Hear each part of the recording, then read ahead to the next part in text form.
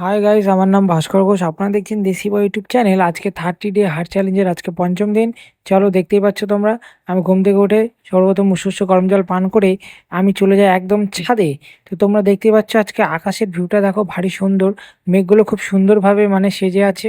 আর আকাশটাও দেখো খুব রঙিনভাবে মানে রঙিন হয়ে আছে। তো দেখতে পাচ্ছ ভারী সুন্দর লাগছে দেখতে। তো তারপর দেখো আমি সর্বপ্রথম মেডিটেশন শুরু করে দিই, কিছু সময় মেডিটেশন করি, তারপর আমি এক্সারসাইজ শুরু করি। তো আমি প্রত্যেক দিনই সর্বপ্রথমে আমি মেডিটেশনটা করি। তো মেডিটেশনটা তোমরা খুব শর্ট সময়ের মধ্যে দেখতে পাচ্ছ, কেননা আমি প্রায় 15 থেকে 20 মিনিট করি, সেক্ষেত্রে অনেকটা লং হয়ে যায়। তো অতটা দেওয়া সম্ভব না, এর জন্য আমি 2-4 সেকেন্ড তোমাদের সামনে তুলে ধরার চেষ্টা করি। আর আর তোমরা যে সমস্ত এক্সারসাইজগুলো প্রত্যেকটা ভিডিওতে দেখতে পাচ্ছ না কেন, প্রত্যেকটা এক্সারসাইজগুলো আমি অনেকটা সময় ধরেই করি, না হলেও 5-7 মিনিট করেও, নর্মাল হলেও।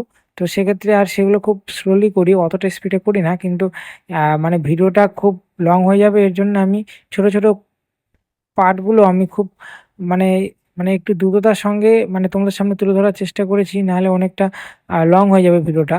তো দেখতে পাচ্ছ আমি এক্সারসাইজ শুরু করে দিয়েছি অটোমেটিকলি। তো সেক্ষেত্রে চলছে।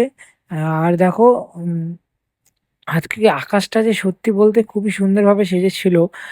আর মানে কিছু সময় সূর্যমামা দেখা মিললেও মানে কিছু সময়ের পর আর সূর্যমামার দেখা মেলে না, কেননা মেঘে পুরো ঢেকে যায় আকাশটা।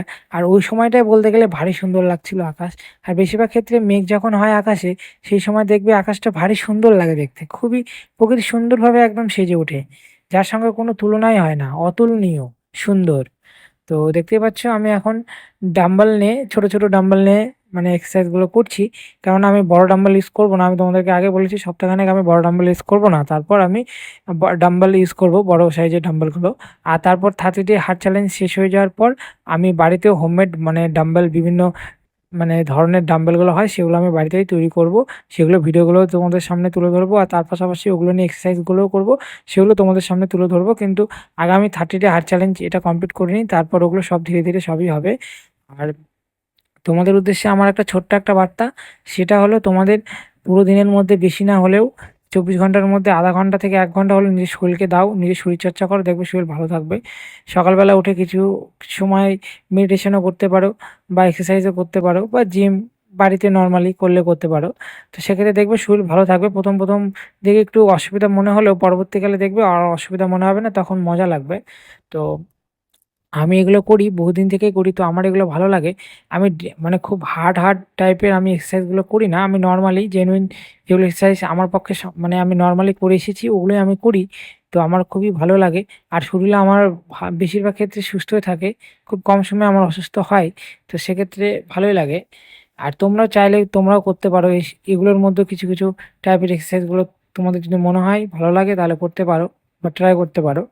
তো আর বেশিরভাগ ক্ষেত্রে আহ, আমি মোবাইল দেখে দেখে মানে বিভিন্ন দাদা দিদি ভাইরা মানে এক্সারসাইজগুলো করে, সেগুলো দেখে শিখি। তো ওগুলো তোমাদের সামনে অতটা তুলে ধরবো না, মানে পরবর্তীকালে তোমাদের সামনে তুলে ধরবো। আর আজকে আমার এক্সারসাইজ করা এখানে সমাপ্তি, কেননা এর মধ্যে অনেকগুলো পার্ট আছে যেগুলো তোমাদের সামনে তুলে ধরতে পারছি না, এর জন্য প্রথমত সরে চেয়ে নিচ্ছি। তো তারপর আমি চলে যাই দেখো সূর্য মামার কাছে, সূর্য মামা মেঘে ঢেকেছিল। তো সেক্ষেত্রে আমি প্রণাম করে নিই, তারপর দেখো রুমে এসে সর্বপ্রথম ছোলা খেয়ে নিই। তারপর দেখো সকাল 7টার দিকে আমি দেখো ভাত খেয়ে মানে খেয়ে নিই। তো তার পাশাপাশি সবজি আলু সিদ্ধ রয়েছে, দুপুরবেলাও সেম, এই প্রায় একই বলতে গেলে খাবার। আর তোমরা আজকে রাত্রেও সেম এই একই খাবার দেখতে পারবে, কারণ আমি 3 বেলায় ভাত খাই। আর মানে আমার ডালটা খুবই প্রিয়, তো আমি ডাল ভাত খেতে আমি খুবই পছন্দ করি নিরামিষের মধ্যে। তো আজকের পোস্ট দেখে